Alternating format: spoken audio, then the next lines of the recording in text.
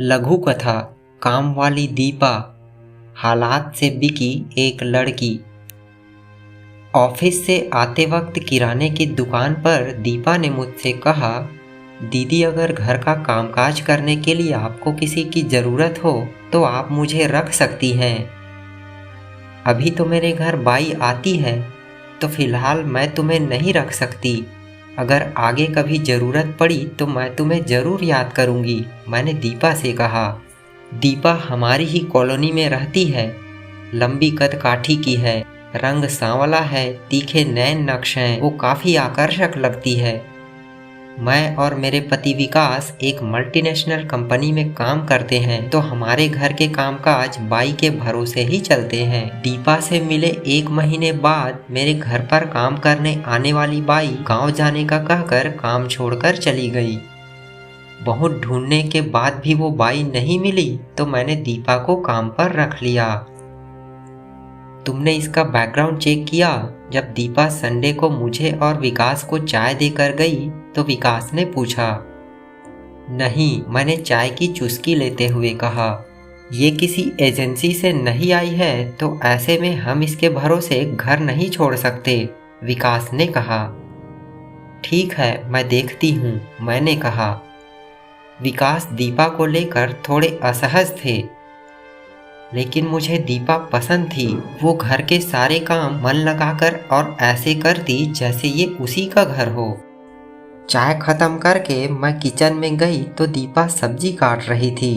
तुम कहाँ से हो दीपा? मैंने चाय के कप रखते हुए पूछा। मैं बिहार से हूँ, दीपा ने कहा। घर में कौन कौन है तुम्हारे? मैंने पूछा। मैं और मेरी सास, दीपा ने कहा। और तुम्हारे पति? मैंने पूछा। शादी के 4 साल बाद उन्हें दिल का दौरा पड़ा और वह गुजर गए, दीपा ने बिना किसी भाव के कहा। ओह, तुम्हारी उम्र अभी ज़्यादा नहीं हुई है तो तुमने दूसरी शादी क्यों नहीं की? मेरी सहज जिज्ञासा थी। हम जैसों की दूसरी शादी नहीं होती, दीपा ने कहा। दीपा की ये बात सुनकर मैं सकते में आ गई। इसने ऐसा क्यों कहा? क्या मैंने दीपा को काम पर रखकर कोई गलती कर दी? मैं समझी नहीं, तुम्हारे जैसी मतलब? मैंने सकपकाते हुए पूछा। दीदी, मुझे मेरे पति खरीद कर लाए थे। मेरे घर पर पैसे की तंगी थी तो मुझे मेरे घर वालों ने हरीलाल जी को बेच दिया। तुम्हारे पति की उम्र क्या थी?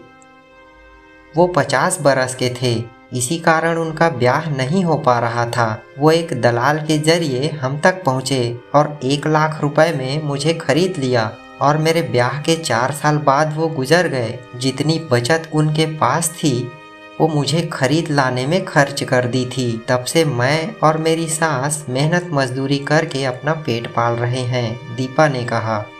तुम वापस अपने घर क्यों नहीं गई? कैसा घर दीदी? अगर मैं वहाँ जाती तो वो लोग मुझे फिर से किसी को बेच देते, इसी कारण मैं कभी वहाँ गई ही नहीं। आखिर मेरा भी तो मान है, दीपा ने मेरी ओर देखते हुए कहा। दीपा को अपने स्वाभिमान के लिए लड़ते देख मुझे अच्छा लगा।